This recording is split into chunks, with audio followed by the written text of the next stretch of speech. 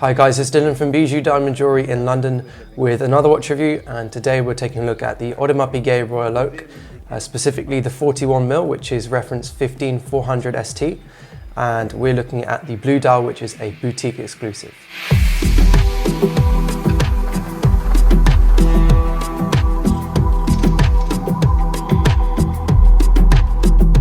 Okay, so as with all my reviews, let's go back in time now and look at some history of this watch. I'm only going to cover some sort of basic history on this Royal Oak.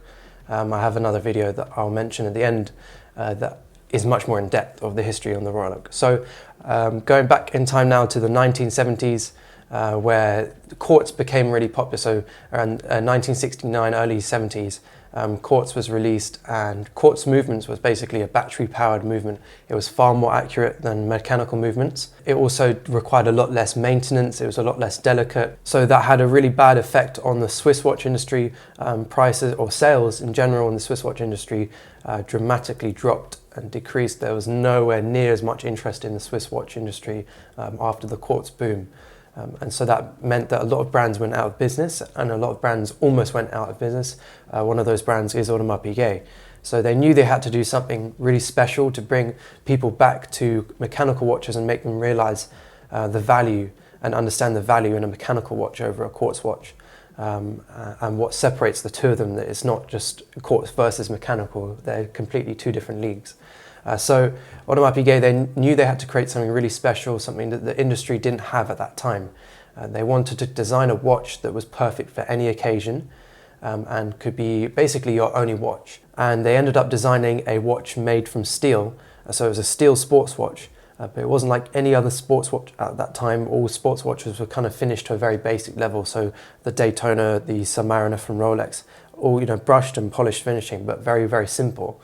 But Audemars Piguet wanted to create a steel sports watch that was finished to the same standard, that same incredible attention to detail that they were doing on their dress watches and other companies were doing on dress watches, and apply that same mentality and attention to detail to a sports watch, not just a gold sports watch, but a steel sports watch.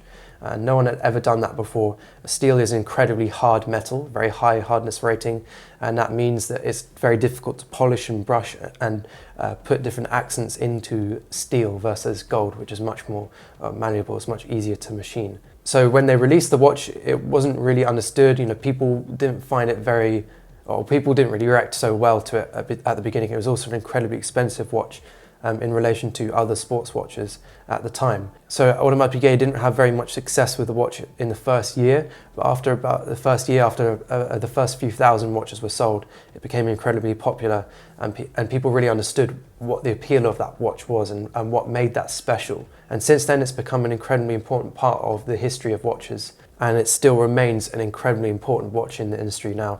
Audemars Piguet is very, very much reliant on that model in their range, and it really is Audemars Piguet through and through. The Royal Oak is the essence of Audemars Piguet. If you'd like to learn the history or the full in-depth history of the Royal Oak, how they came up with the name, all the different design inspirations, then go check out my review of the Royal Oak Extra Thin. That's going to give you much more in-depth history information and past models on this piece as well. Okay, let's skip a few years on now to 2012, which is of course the 40th anniversary of the Royal Oak, and Audemars Piguet wanted to commemorate this event with some special watches and revamps of the whole Royal Oak range. The Extra Thin at that time, which was the original Royal Oak, was pretty different. That got a complete redesign, which was the newer reference 15202 ST, and also the gold versions. And then we also saw the standard 15300 ST, which was the 39mm standard Royal Oak. That was phased out and replaced by two models. They replaced that with a 41mm model, which is the 15400 reference that we're looking at here today, and also a 37mm smaller reference, which was the 15450 ST, and also gold models. So they wanted to split that model up and allow people with smaller wrists to have something that was better suited to them, and also the bigger wrists. And the reason why really the focus was on the bigger wrist when they released it was because the trends within watches have been getting bigger and bigger and bigger, and around that time, 2012, it was very much the fashion and the trend to wear a big watch. So the 39mm old Royal Oak, the 15300 ST, was kind of falling behind in the trends and the times. so it was really necessary for them to release something a bit bigger. Now, at the time when they released the 41mm, so the 15400 that we're looking at here today, when they released that in 2012, it wasn't so well received by purists. People thought it was just too big. Over the years, it's become incredibly popular. Now it's an incredibly popular model in the range and sells for over list price. Okay, so that concludes the history of this Royal Oak. Let's move on now to the features of this watch. As always, let's start with the clasp. The clasp on this watch is one of my favorite clasps in the industry. It's definitely the best clasp, in my opinion, in the whole industry. The Royal Oak clasp is just amazing. It's just such a well-machined clasp. It's so solid. Everything is perfect on it, you know, all the lines, and it's quite a sharp mechanical feel. But my favorite thing about this is the fact it's completely concealed away and it doesn't break up the design of the incredible bracelet at all. It just is so seamless. It's also extremely comfortable. It's very, very, very easy to use. It's twin trigger, so it's also very secure on your wrist as well. There's not really much chance of it coming off because you have to press in both sides of the trigger in order to release the clasp. So yeah, definitely the best clasp in the industry. Extremely comfortable, completely seamless with the design of the watch, and very, very solid and well machined. Moving on to the bracelet. The bracelet is probably the best bracelet in the whole industry by a long, long, long way.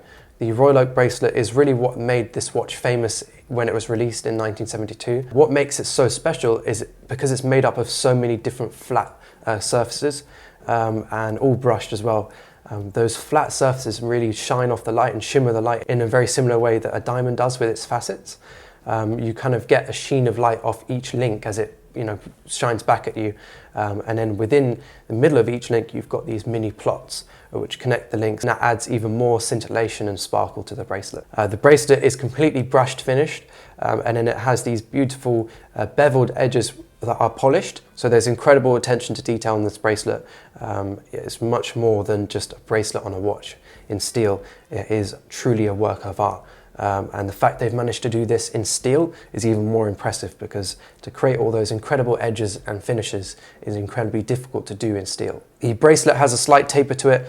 It tapers up towards the case, where we see two plots where the lug is of the case, and that connects the bracelet to the case. We've got this seamless design carried through into the case that we see on the bracelet.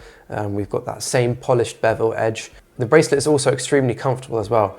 Because the links are quite short and thin, it means that it really conforms to any wrist shape or sizes much better than other bracelets from other brands. The links also have rounded out inside edges, which means it doesn't pinch hairs too easily. Moving now onto the case. The case is not too thick, it's actually 9.8mm, so it's quite a thin case. Yeah, it's a nice thin watch. The left-hand side of the watch is really nicely angled. That's always one of my favorite areas of an Audemars Piguet Royal Oak. I just love that angle, the sharp angles, those two lines, accent lines. They catch the light and add to that whole twinkly effect and scintillating effect that the watch has. Also, we've got a brushed crown on this watch. It's a full brush finish. Really nice, cool looking, kind of mechanical in a way, adds to the whole sports watch or utility feel to the watch. Then moving up from that base plate, that bottom plate of the case, we have the bezel.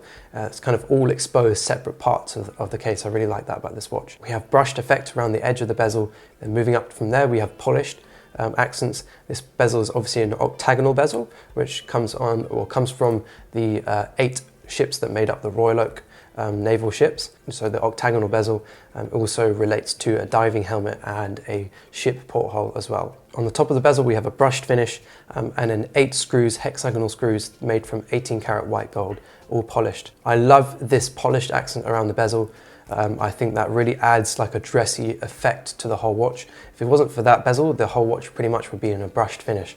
And I think that adds just a really incredible glint of light every time you see it. Every time that polished edge catches the light, it just looks incredible. Yeah, really, really nicely thought out case, one of my favorite in the industry. And then on the back of the case, we of course have a exhibition case back, or a clear crystal case back, where we can see the beautiful movement. We've got an 18 or 22 karat, I think, is rotor at the back of the case here with the Audemars and Piguet family crests on. It's an absolutely beautiful movement, incredibly finished. Attention to detail from the watch is carried over to the incredible, beautiful movement as well. And this watch is obviously a 41mm case size, so it's the largest Royal Oak or standard Royal Oak in the range. Now moving on to the dial, we've got this beautiful blue dial. It's kind of got this almost sunburst effect going on. It's obviously a mega tapisserie dial, and this effect is actually created with the same machine that they used back in 1972. Again, my review that I did on the 15202, so the extra thin, will discuss the process in which they do this. The watch is also quite different to the others in the fact it has quite long indexes or index markers. All of them are polished, and including the hands, polished 18 karat white gold on this watch. We have a little date window at 3 o'clock as well, in the same color as the blue dial. And as I mentioned at the beginning of this video, this blue dial is a boutique exclusive edition. So it's only available in Audemars Piguet boutiques around the world, which makes it a pretty rare watch. And especially now that this watch has become incredibly popular, it makes it a very difficult watch to get hold of. Okay, so that concludes the features of this watch. Now on to whether or not I'd own this watch. Well, for me, this 41 mil is a little bit big. My wrist is about 16.5 centimeters in circumference. So yeah, this watch wears quite large. It is definitely a large wearing watch. But in relation to some other watches, for example, from TAG, Omega, this doesn't actually sit too large on the spectrum of watches. So it really does depend on what sort of style you like. We have clients with wrists down to sort of 15.5 centimeters that wear this watch and it looks amazing on them. It's just up to your personal preference on what you prefer to wear, you know, a smaller watch or a larger watch. So who would I say this watch is good for? Well, anyone with slightly larger wrists, this will look incredible on. It looks really nice on my wrist at 16.5 centimeters anyway, but it looks much better on a wrist kind of 17 centimeters and upwards, I'd say. It's an incredibly special watch. I absolutely love this dial. The fact it's a boutique exclusive makes it even more special. You know you're not really going to find many people wearing this watch out and about. To anyone who's thinking of buying this watch, whether it's the blue dial, the white dial, or the black dial, or the grey dial, you will not be disappointed. This is an incredible piece and it's an absolute icon in the industry. Thanks guys for watching. Let us know in the comments if you'd own this Audemars Piguet Royal Oak 41 mil. Let us know if you'd own this beautiful boutique exclusive blue dial, or would you own maybe the white dial or the grey dial. Let us know what other watches you'd own in the Audemars Piguet collection. Let us know, of course, what other watches you'd like for us to review. And as always, if you're interested in this piece or any other piece in the Audemars Piguet collection, then don't hesitate to contact us. Our details are in the description and the end of this video. We'd be happy to order this watch in for you and any other watch that you're interested in.